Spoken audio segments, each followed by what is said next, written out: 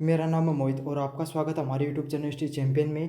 तो जैसा कि आप जानते हो, आपका वैल्यू एडेड कोर्स का जो पेपर होने वाला है कल्चर एंड कम्युनिकेशन, इससे संबंधित पूरी की पूरी मैं क्लास लेकर आए, वन शॉट क्लास, जिसके अंदर अपन यूनिट फर्स्ट का भी रिवीजन करेंगे, यूनिट सेकंड का भी रिवीजन करेंगे, यूनिट थर्ड का भी रिवीजन करेंगे और यूनिट फोर का भी रिवीजन करेंगे। तो आपके सामने कंप्लीट का कंप्लीट रिवीजन होने वाला है इस वीडियो में। बस आपको क्या करना है, वीडियो को पूरा देखना है, चैनल को सब्सक्राइब कर देना है और अपने दोस्तों को जरूर से शेयर कर देना है। तो चलो शुरू करते हैं अपन वीडियो को।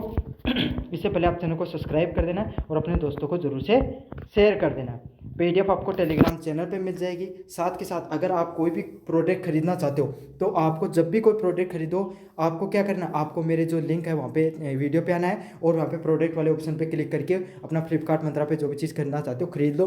आपको सबसे ज़्यादा डिस्काउंट देखने को मिलेगा। याद कर लो, जब भी आप चीज़ खरीदो, यूनिवर्सिटी चैंपियन यूट्यूब चैनल को खोलना है, आपको जो वीडियो पे क्लिक करना और प्रोडक्ट पे क्लिक करके जब खरीदोगे आपको सबसे ज़्यादा ऑप्शन है वो प्रॉफिट है वो देखने को मिलेगा। पहले बात करें अपन, जो पहली यूनिट है अब वहाँ से शुरू करते हैं। वसुधैव कुटुंबकम। अब क्या होता है वसुधैव कुटुंबकम, क्या होता है इसका? वसुधैव कुटुंबकम का इसका अर्थ है कि सारा का सारा जो संसार है वही हमारा परिवार है। मतलब सिर्फ पूरी दुनिया का जितना भी लोग हैं वह भारत में है तो अपन सबको क्या है, शहर देश से सम्मान करा। भारत की संस्कृति रही है भाई, अपने बाहर नो रिश्तेदार आवे आप चाक ले तो पूछे कि आप कितनी मत बनते होंगे साथ, लेकिन क्या खाना साफ चाप पियोगा कौन पियोगा खा है ना। तो यही है इन यो जो नारो है यो अपन आज को नहीं बहुत पहले हम चलता है। इको के नाम है वसुधैव कुटुंबकम के नाम से जाने जाए इन चीज़ की। सारा का सारा संसार है वही हमारा क्या एक परिवार है। ये विचार कहाँ से लिया गया आपके सामने? उपनिषदों से लिया गया है। सबसे पहले आपको यही याद करना है कि विचार कहाँ से लिया गया है। उपनिषद होते हैं, वहाँ से इस विचार को उठाया गया है। इसमें किसकी बात होती है? इसमें मानवता, करुणा और भाईचारे की भावना पर बल दिया जाता है। तो इसमें किस चीज़ पर ध्यान रखा जाता है? मानवता पर ज़्यादा बात की गई है, करुणा और भाईचारे की भावना है उस पर ज़्यादा बल दिया गया है कि भाई सारा लोग हैं एक जगह मिलजुल के रही, सारा भाई बंधु की नहीं रही, एक जगह नहीं। समझ में आ गई ना। इसके लिए तो अपना संस्कार इतना बढ़िया है, कोई भी बाहर को आदमी आओ अपन जाना को नहीं, गर्मी को टाइम है चाहे सर्दी टाइम में बाहर ना अपना ना क्या कहते कि साफ पानी पियो, पानी पियो ना फा, चाहे अपनी कितनी चाहे निरी लड़ाई हुई रो है ना, वो कहीं कोई अगर विपदा पड़ जा तो आप हमेशा जाके पूछ के हो।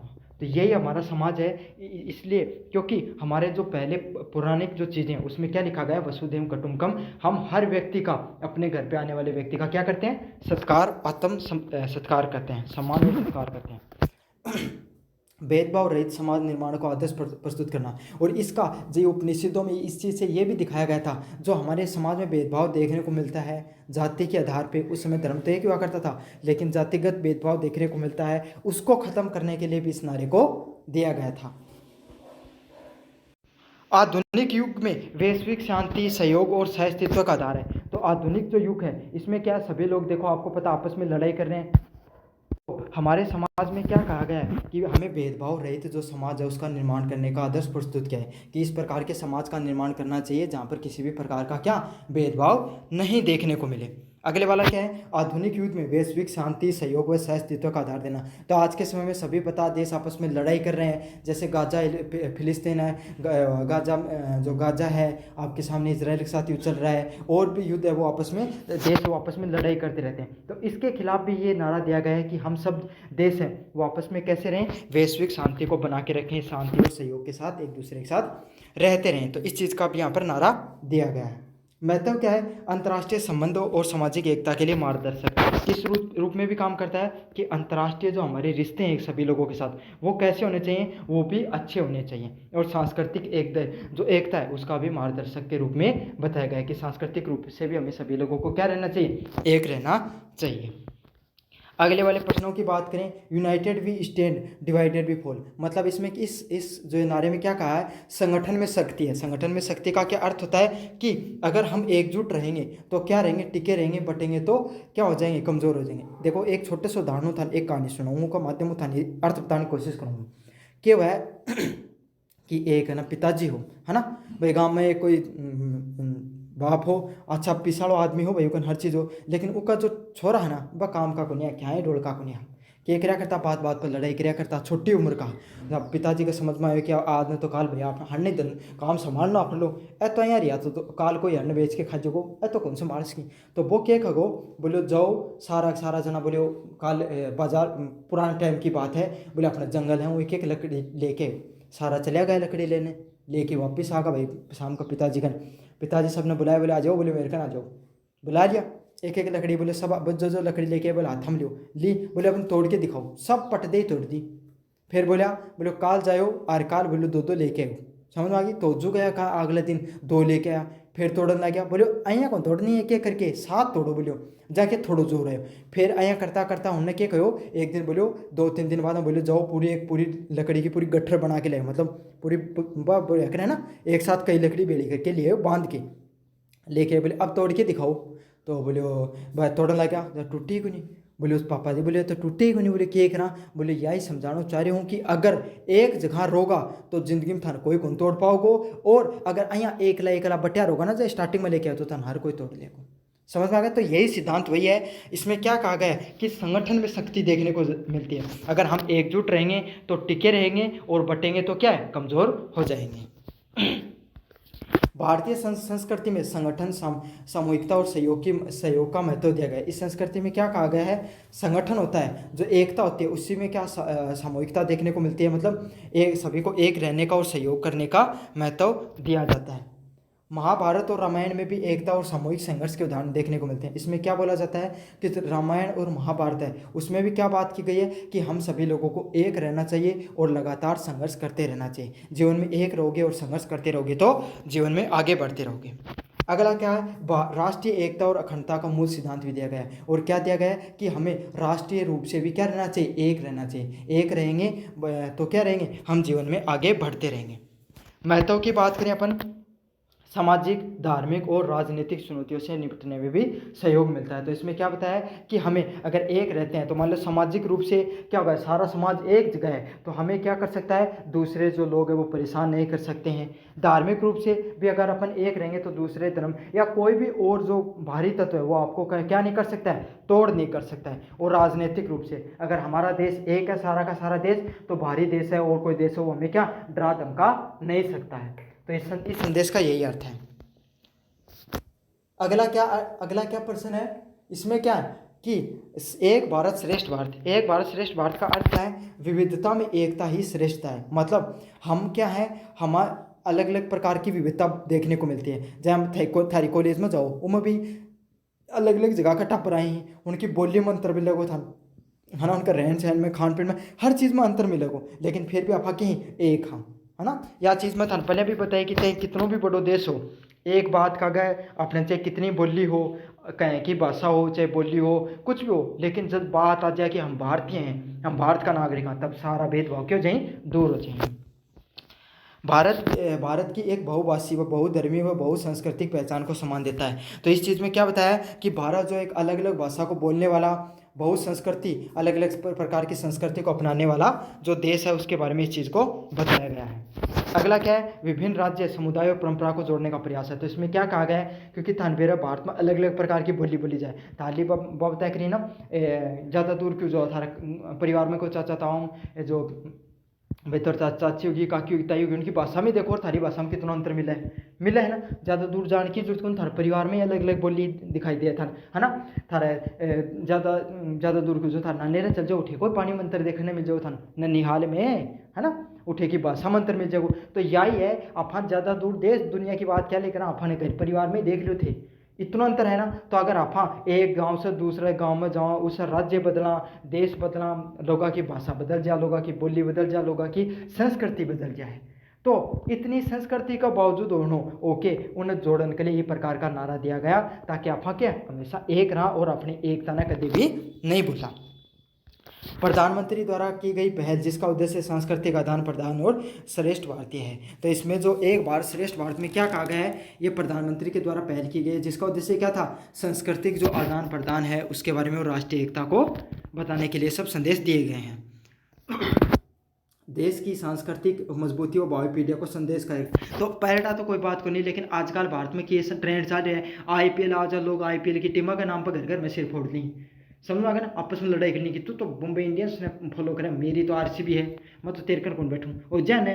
तो यही है जो आने वाली पीढ़ी है, जो आज के समय जिनको आसानी से मैनिपुलेट करना, रील के माध्यम से, सोशल मीडिया के माध्यम से मैनिपुलेट करना आसान है, उनको समझाना आसान है, उनकी भावनाओं को बदलना आसान है। तो उनको ये समझाने के लिए इस प्रकार के नारे दिए गए थे, ताकि हम एक रहेंगे तो एकजुट रहेंगे। नैतिकता के मूल्य की सार की बात करें अपन, भारतीय संस्कृति धरोहर से नैतिकता का क्या क्या मूल्य मिलता है। पहला क्या है, वसुधैव कुटुंबकम, जो वैश्विक परिवार, शांति और भाईचारे का इसमें संदेश दिया गया है। समझ पूरा समझेंगे एक एक नारे को। वसुधैव कुटुंबकम क्या है कि सारी दुनिया हमारा परिवार है, सारी दुनिया में जितने भी लोग रहते हैं हम उनको अपने परिवार की तरह ही मानते हैं, इसमें यह बताया गया है। अगला क्या है, अगला पॉइंट क्या है, यूनाइटेड वी स्टैंड, संगठन में ही राष्ट्रीय एकता है। अगर सभी लोग हम संगठित होकर रहेंगे तो क्या है, हम जीवन में आगे बढ़ेंगे। संगठित संगठन में क्या है, हमारी राष्ट्रीय एकता की पहचान दिखाई देती है। अगले वाला पॉइंट क्या, एक भारत श्रेष्ठ भारत। तो इसमें क्या कहा गया है, एक भारत श्रेष्ठ भारत में विविधता में एकता है और सांस्कृतिक आदान प्रदान की बात की गई है कि अलग अलग प्रकार की विविधता हमारे समाज में देखने को मिलती है, लेकिन इसके बावजूद भी हम क्या दिखाई पड़ते हैं, एक दिखाई पड़ते हैं। तो यही बात है, एक भारत श्रेष्ठ भारत में क्या है, हर अलग अलग देश, अलग अलग राज्य की, अलग अलग लोगों की, संस्कृति की, धर्म की, जातियों की, भाषा की, बोली, हर प्रकार से हमारे देश में भेदभाव देखने को मिलता है, लेकिन फिर भी हम क्या है, एक हैं। इसी को क्या कहा जाता है, एक भारत श्रेष्ठ भारत के नारे के नाम से जाना जाता है। निष्कर्ष की बात करें, भारतीय संस्कृति के नैतिक मूल्य न केवल भारत की पहचान है, बल्कि आधुनिक युग में वैश्विक शांति, राष्ट्रीय एकता व सामाजिक समरसता की कुंजी भी है।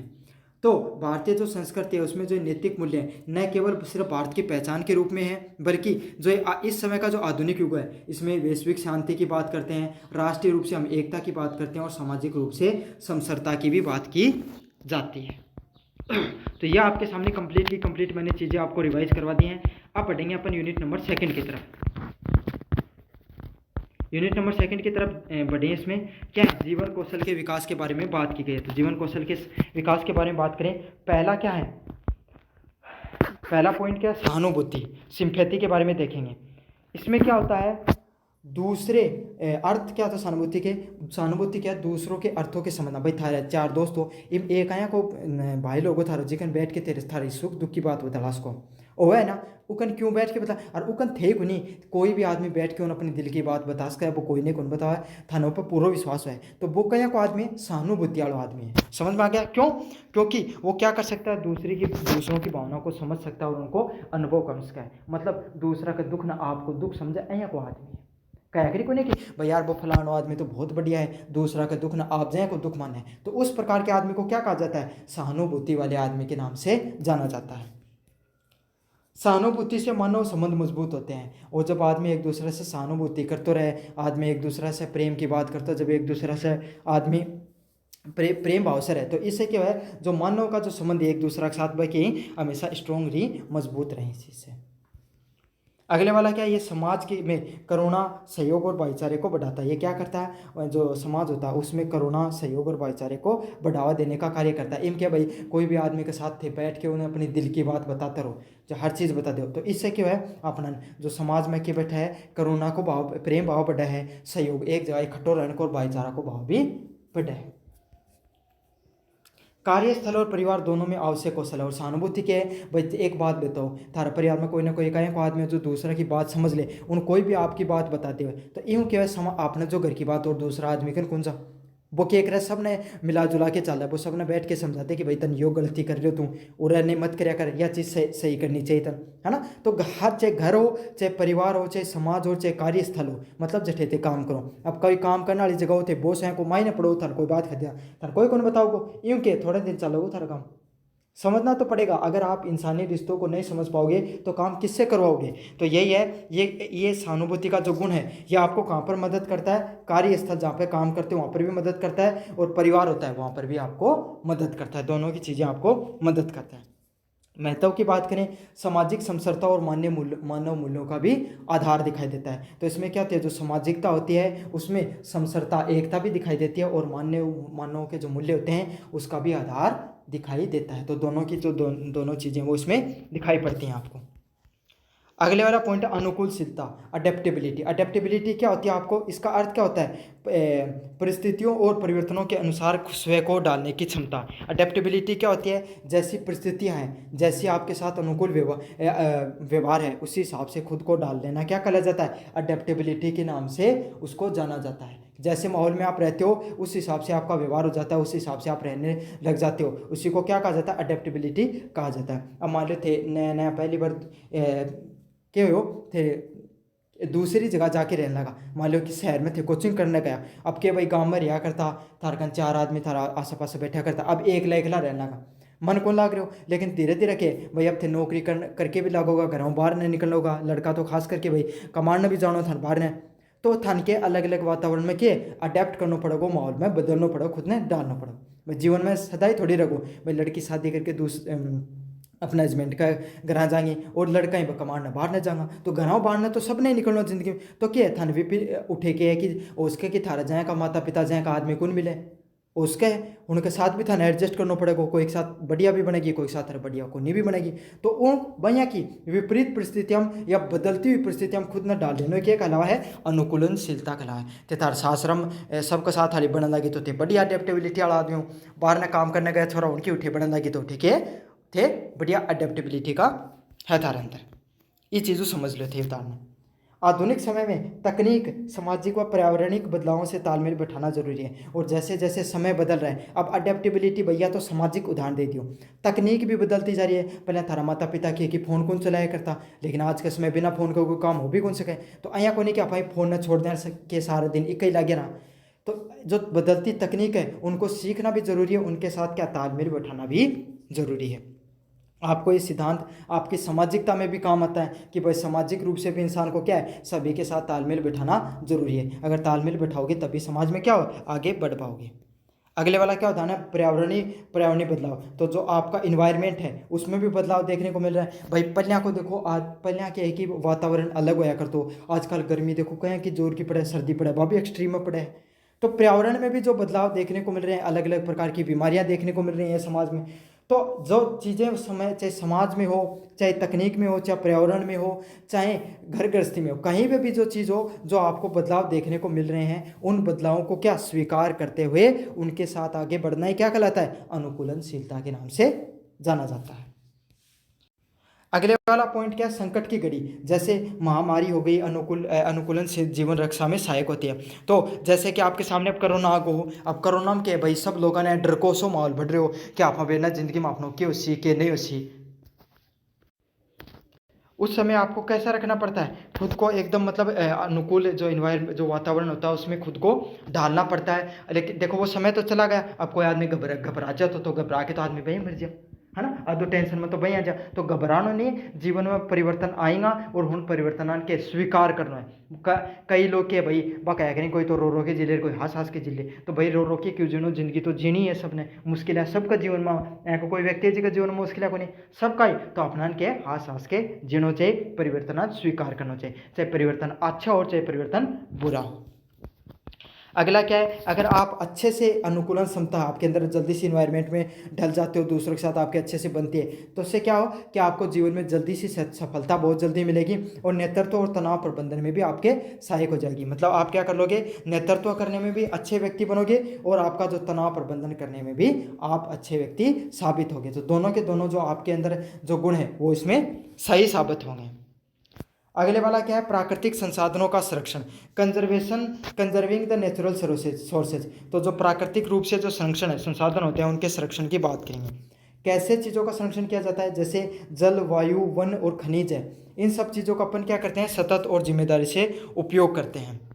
मतलब आपके सामने जो जल हो गया, वायु हो गया, वन हो गया, खनिज हो गया, जो ये सब चीज़ें वस्तुएं हैं, इनको क्या किया जाता है, इनके जो प्राकृतिक संसाधन है इनका जो संरक्षण किया जाता है उसी को क्या कहा जाता है, प्राकृतिक संसाधन के संरक्षण के रूप में जाना जाए। यहाँ कौन समझ मैं समझाऊँ, पानी थे नहाओ, जब क्या करो पानी ने खुलो छोड़ दे चाल तो रहे। दूसरी बात क्या है, गाड़ी धोने लग जाओ तो पानी ढोल दो, पानी निरोई। अब अच्छा दूसरी चीज़ क्या है, वना की बात करा, लोग के हैं आजकल देखो हर कटे कोई भी घर बनाओ पहले पेट काटते हो, जरूरी थोड़ी है, जरूरत वजह काटो, नहीं जरूरत वजह ना क्यों काटो, है ना। पेड़ काटो, एक काटो तो दो लगाओ। दूसरी चीज़ क्या है, खनिज होएगा बेफालतू में नहीं भाई, छोटा सा काम के लिए इंसान के मोटरसाइकिल लेके बाहर न चल जाओ है ना, जरूरी थोड़ी आप पैदल चल के भी वो काम कर सका। इससे क्या है, एक तो अपना स्वास्थ्य भी बढ़िया रखो, दूसरी बात क्या है अपनों जो क्या बोलिया करी खनिजी तेल वगैरह पर भी बचे। अब थारा में कई वक्त मार पाई थोड़ी ये सब की मैं क्यों बचावा, एक एक आदमी बचावा जल्दी क्या धीरे धीरे सब बचाएंगे, है ना। अगले वाला पॉइंट है संसाधनों का अंधाधुंध दोहन भविष्य के लिए खतरा। तो अगर आप संसाधन है, आपके पास जो भी चीज़ें हैं, जल, पानी, वायु, खनिज, अगर इनका आप अंधाधुंध रूप से अगर उनका उपयोग करना शुरू कर दिया तो इससे क्या हो जाएगा, आपको जो भविष्य में इन सब चीज़ों का खतरा है वो पड़ता हुआ दिखाई देने लग जाएगा।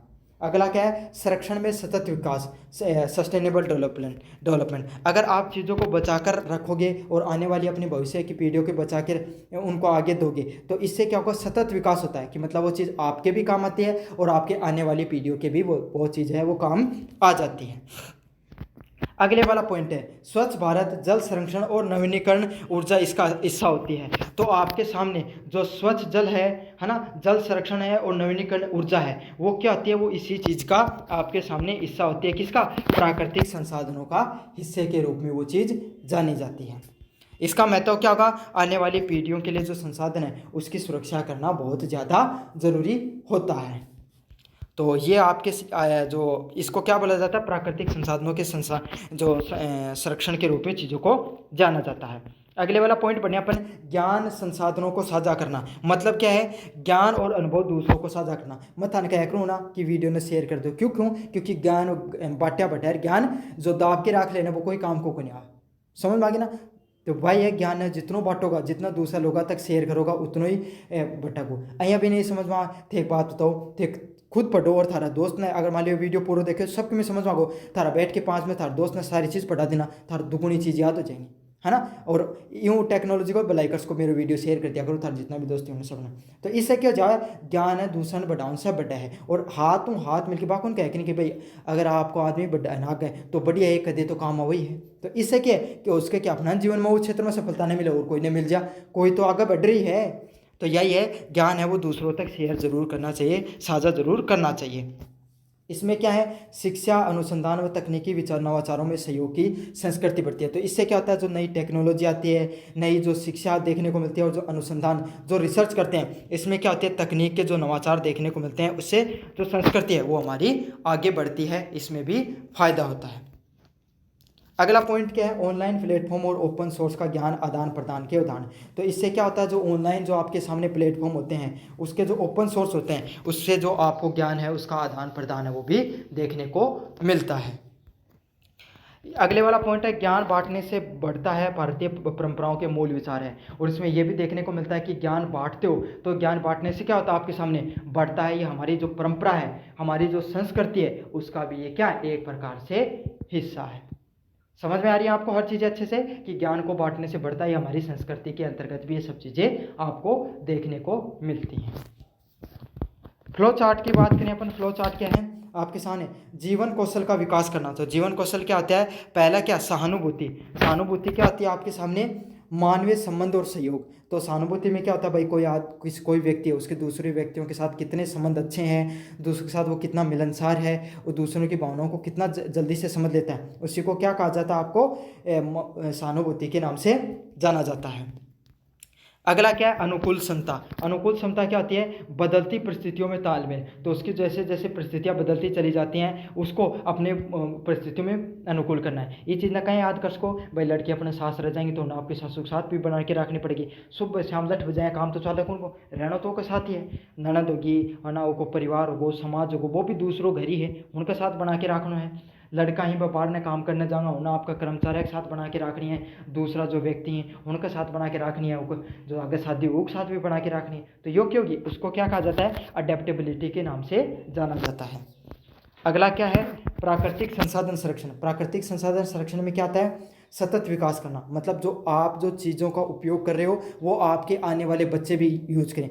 यहाँ आपको समझ लो कि थारा घर बोरवेल में पानी पी रहे हो ना, वो थे भी प्योर, थारा आने वाला बच्चा भी पिए, ये हिसाबों करो बोरवेल में पानी को उपयोग करोगा तो थारा वो क्या रहोगे, सतत विकास रखो। और नहीं कर पाओगा, नहीं कर पाए तो वो क्या सतत विकास में नहीं आओगे। इससे क्या है, अपना जो भविष्य है उसकी सुरक्षा भी देखने मिला है। ज्ञान संसाधनों को साझा करना, तो ज्ञान संसाधनों को साझा कैसे किया जाता है? शिक्षा और नवाचार में प्रगति करके।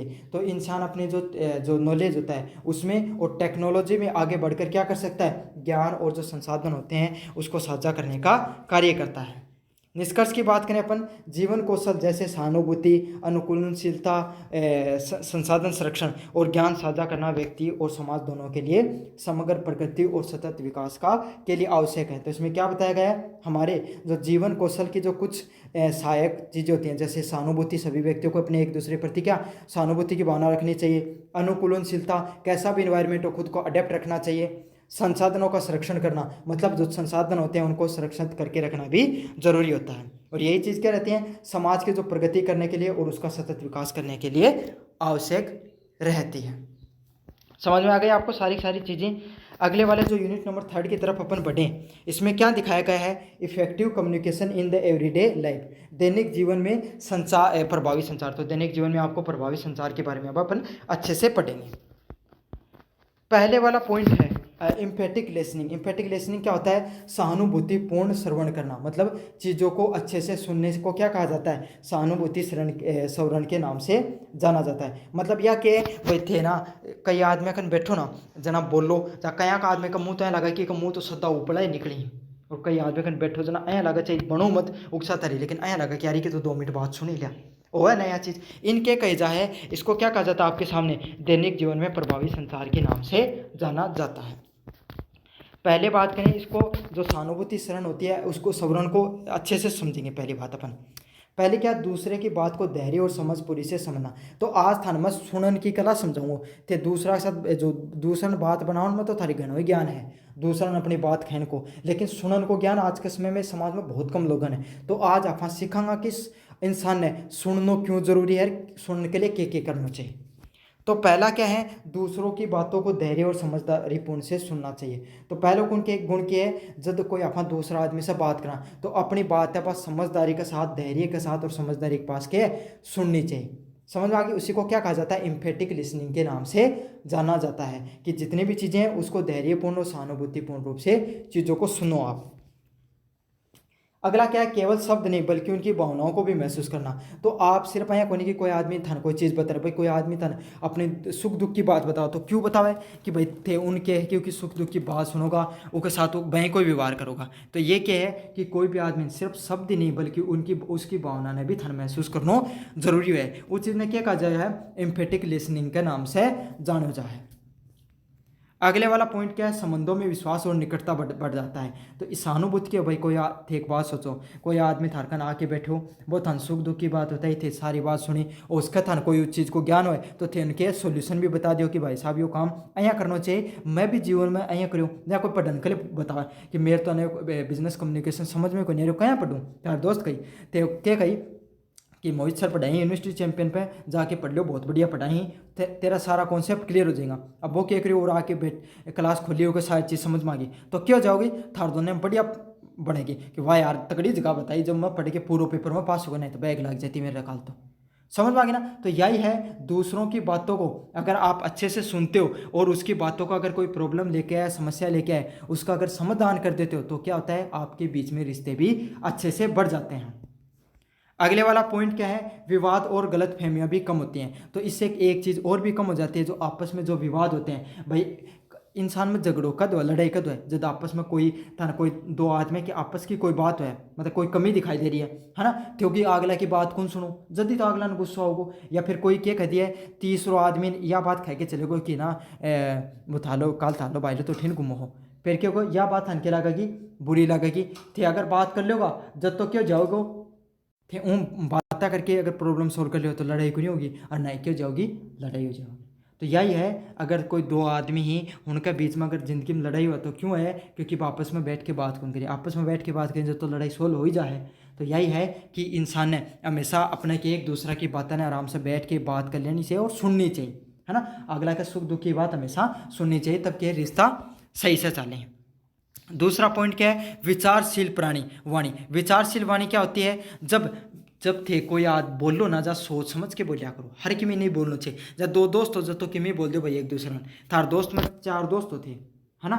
चार दोस्त में कहीं भाई तीन तो यहाँ का आदमी है जानना चाहिए कि मैं खरीदो कोई फर्क नहीं पड़े, लेकिन एक यहाँ का आदमी है जिन थे कोई बात करते हैं वो दिल पे लेके बैठ जा, है ना। तो यहाँ का आदमी भी हुआ समाज में, तो एक लेके अपना जो भी बोलना वो सोच समझ के बोलना चाहिए। और अगर बाहर अपन जा रहे हैं समाज में, कुछ व्यक्ति क्या होते हैं वो दोस्तों के साथ भी वैसे ही बोलते हैं, बाहर भी वैसे ही बोलते हैं, माता पिता के साथ भी वैसे ही बोलते हैं। तो आपको ऐसा नहीं करना चाहिए, आपको एक बाउंड्री रखनी चाहिए कि माता पिता के साथ अपन क्या बोल रहे हैं, दोस्तों के साथ क्या बोल रहे हैं, और अपने जो गुरुजन हैं उनके साथ किस वाणी का प्रयोग कर रहे हैं। और जब भी बोलें तब विचार करके हमें बोलना चाहिए। तो इसी को क्या कहा जाता है, सोच समझ के बोलने को क्या कहा जाता है, विचारशील वाणी के नाम से जाना जाता है।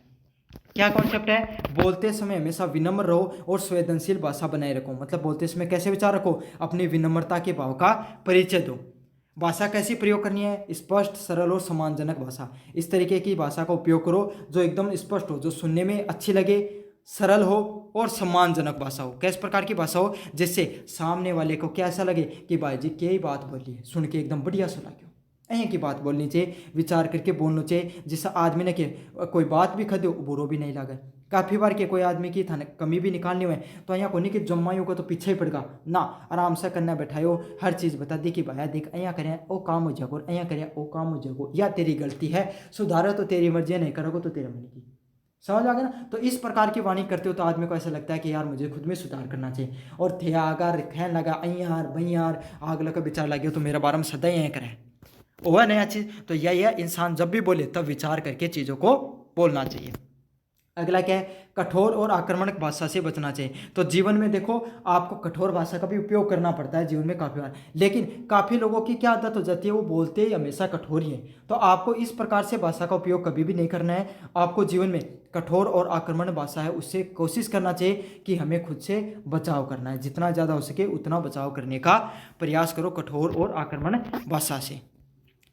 अगला क्या, संवाद और जो सकारात्मक और रचनात्मक बनना। तो जीवन में आपकी कैसी भी परिस्थितियां हो आपको किस प्रकार की विचारधारा को रखना है, सकारात्मक विचारधारा को रखना है।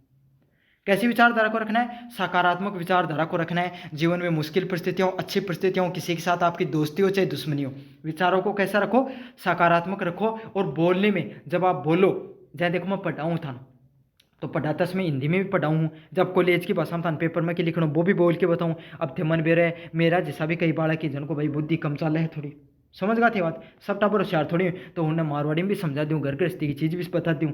तो इससे क्या हर कॉन्सेप्ट क्लियर हो जाए बालक को, मेरा प्रयास यही रहे।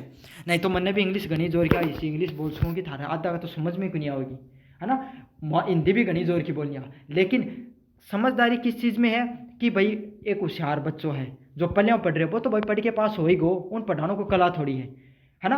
समझदारी तो उठी है जो कदे को नहीं, जो अभी स्कॉर्पियो में बैठ के आए हैं थोड़ी देर पहले, उम स्कॉर्पियो में वीडियो देखने लग रहे है ना, और पास जाके पेपर लिखा को उसका समझ में जा, जो जिंदगी में कदे कौन पढ़े 10वीं क्लास में जिका 40-50% 12वीं में भी इतना ही, और अभी भी कौन पढ़े, तो वो बालक ने चीज़ कॉन्सेप्ट समझा दिया जाए, वह एक बहुत बड़ी कला है। तो यही है, रचनात्मकता भी होनी चाहिए समाज में और सकारात्मकता भी होनी चाहिए। अगला क्या, एनालिटिकल रीडिंग। एनालिटिकल रीडिंग क्या होती है आपके सामने, केवल पढ़ना नहीं बल्कि पढ़ी हुई चीज़ों को गहराई से विश्लेषण करना। अगले वाला प्रश्न क्या है, एनालिटिकल रीडिंग करना, विश्लेषणात्मक पठन करना। विश्लेषणात्मक पठन क्या करना होता है, समझ से आपको जो पहली लाइन से समझ में आएगा, विश्लेषण करके चीज़ों को पढ़ना, गहराई से पढ़ना।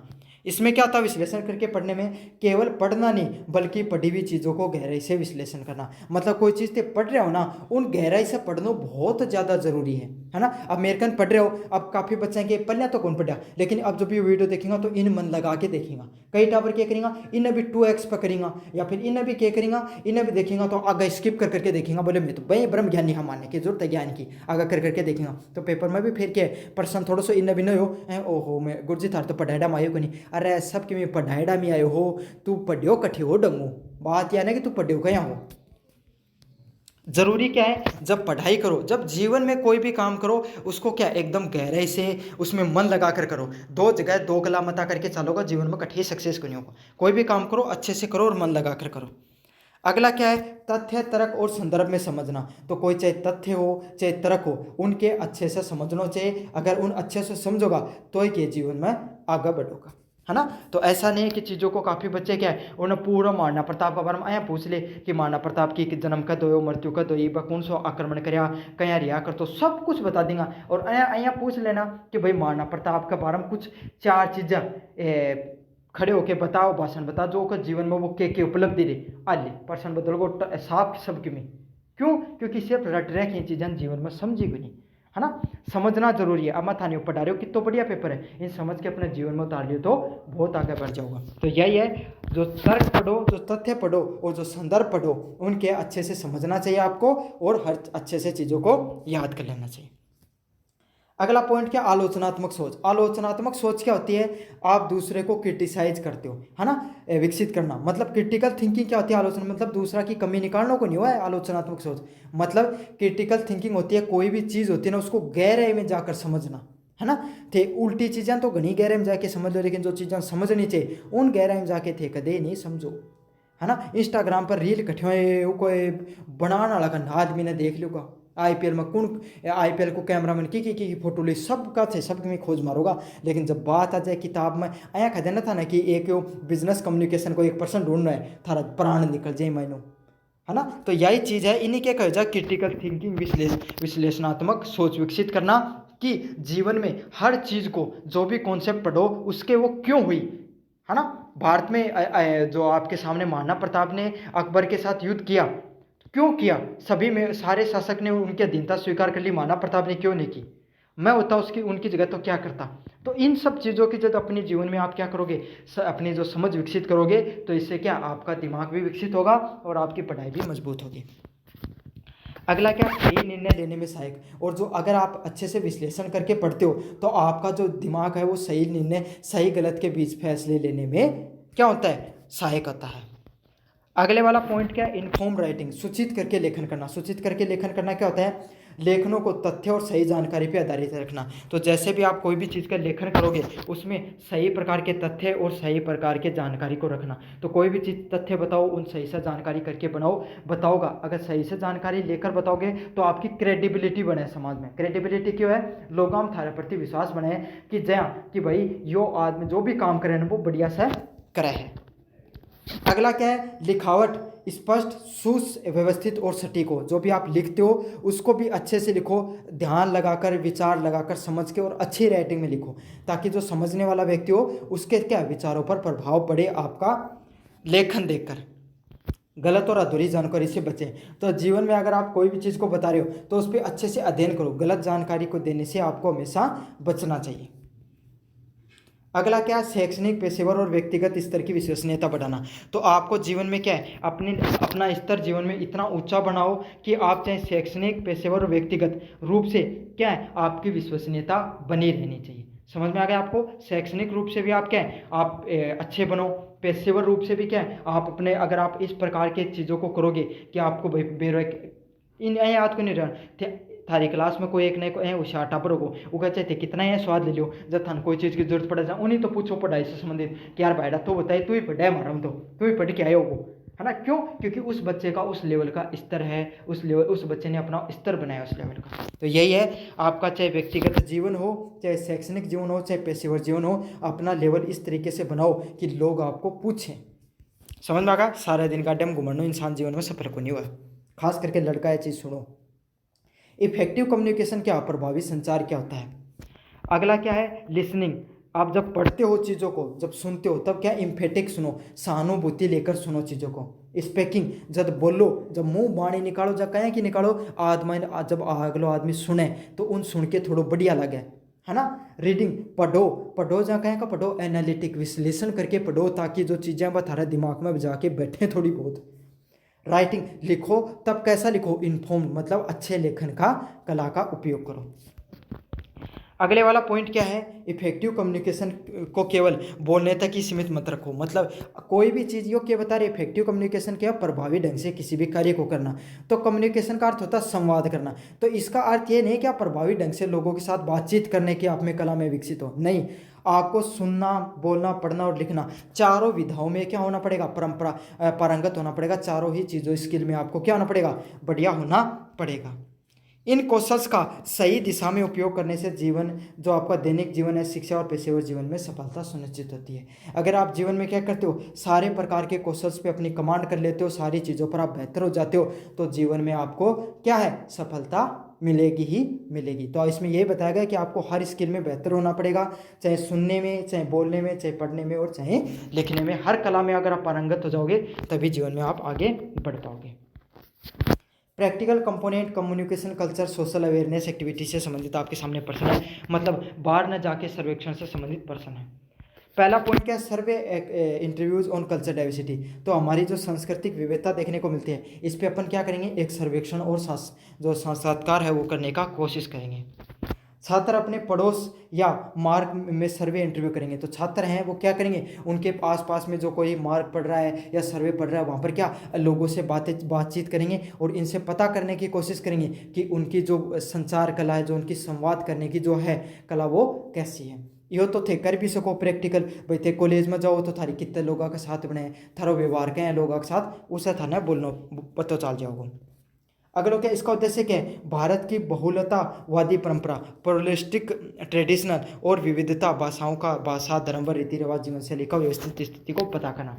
भाई ज़्यादा दूर के थाला गाँव वाले स्टैंड पे जाके खड़े हो जाओ, थान सब बेरो पार जाओ, कितनी जाति का, कितना धर्म का, कितना समाज का, कितना बोली का लोग मिले हैं, है ना। आए नहीं मिले तो अपने कोई भी थारा बड़ो शहर का स्टैंड पर खड़े जाओगे तो थाना और ज़्यादा बेरो पार जाओगे, है ना।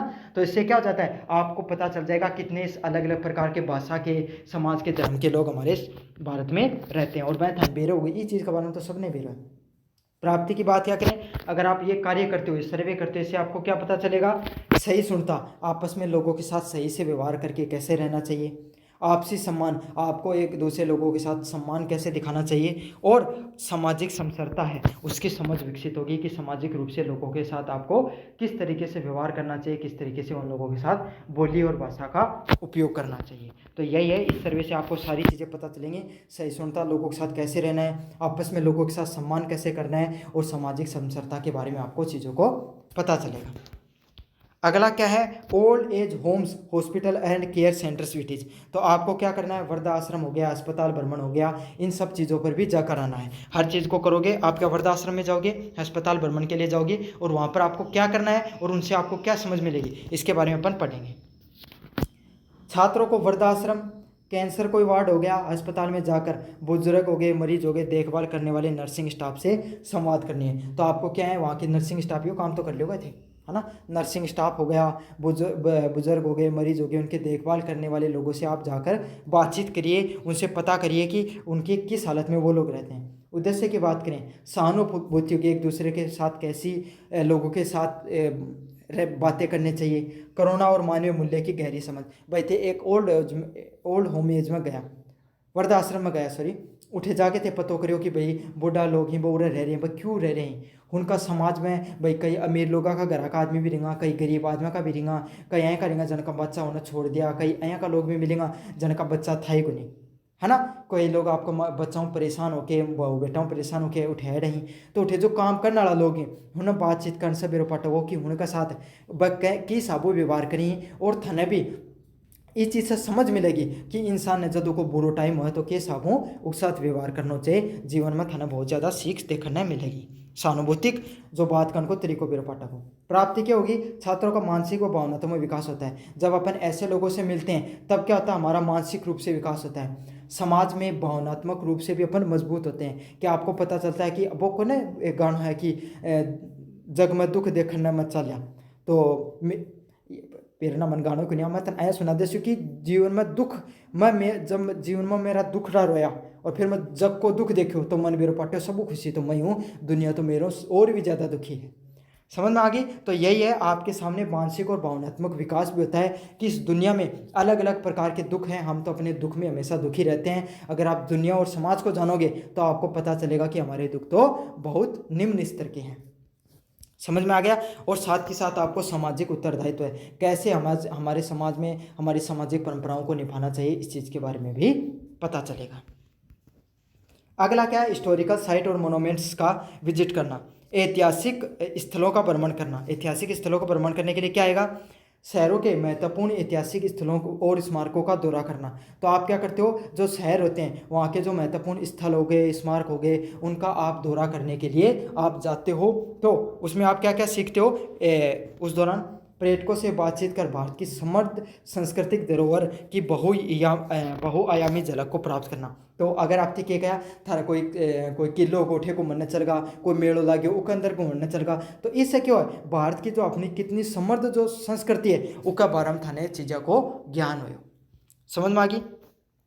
अगला क्या, प्रायोगिक कार्य करना। तो प्रायोगिक रूप से थे क्या कार्य करोगा, वीडियो डॉक्यूमेंट बनाओ। तो उठे जाके मेला में जाके कोई वीडियो भी बना सको हो।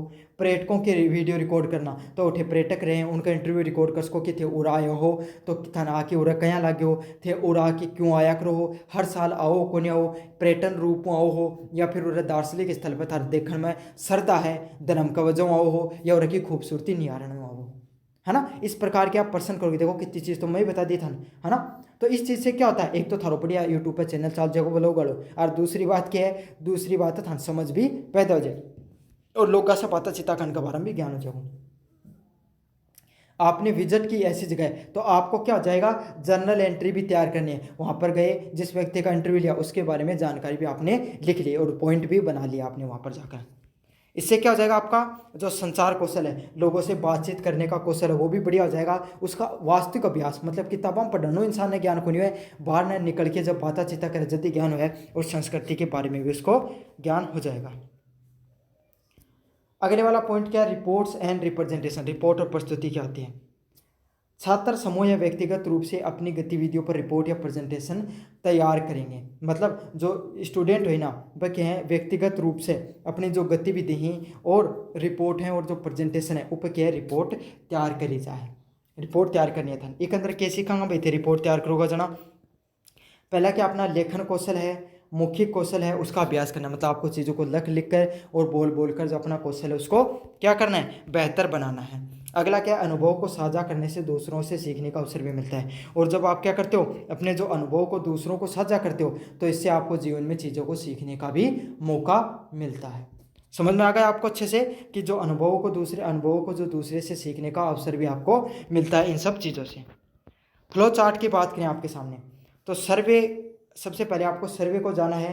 कहाँ पर जाना, आप ओल्ड एज में जाओगे, आप हॉस्पिटल वगैरह में जाओगे। फिर आपको क्या करना, वहाँ पे आप क्या सीखोगे, सहानुभूति। मतलब लोगों के साथ आपको कैसा व्यवहार करना चाहिए, जीवन में सुख दुख क्या होते हैं, समाज कैसा होता है, इनके बारे में आपको ज्ञान मिलेगा। अगला क्या है, आपको हिस्टोरिकल मोमेंट पे जाना है। कोई ऐतिहासिक जगह है वहाँ पर जाके आना है। जब ऐतिहासिक जगह पे जाके आओगे तो वहाँ पर आपको क्या पता चलेगा कि हमारे जो संस्कृति कैसी है। एक तो आपको विविध प्रकार की संस्कृति के बारे में पता चल जाएगा। दूसरी बात क्या है, वहाँ पर लोग क्यों आते हैं, आपको व्यवहारिक रूप से लोगों से बातचीत करने का पता चलेगा, व्यवहारिकता का, समाज का ज्ञान हो जाएगा। रिपोर्ट और रिप्रेजेंटेशन बनानी है। रिपोर्ट और प्रेजेंटेशन बनाओगे तो इससे आपको दूसरों को अपनी जो भावनाएं हैं उसको बताने की कला भी पता चल जाएगी, लेखन कला सुधर जाएगी, प्रभावी ढंग से बोलने की कला आपकी बेहतर हो जाती है।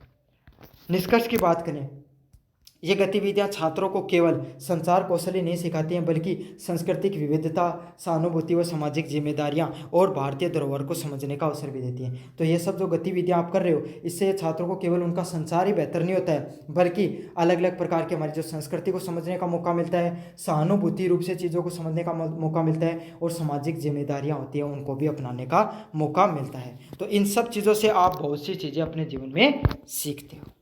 तो यह आपके सामने कल्चर एंड कम्युनिकेशन से संबंधित पेपर था। पूरा का पूरा मैंने आपको रिवाइज करा दिया, कुछ इसमें बाकी नहीं छोड़ा है। इससे बार पर्सन आपको देखने को भी नहीं मिलेगा। चैनल को सब्सक्राइब कर देना, वीडियो को लाइक कर देना और यहाँ पर जो प्रोडक्ट वाला ऑप्शन है कुछ खरीदना चाहते हो तो ज़रूर से खरीद लेना। धन्यवाद।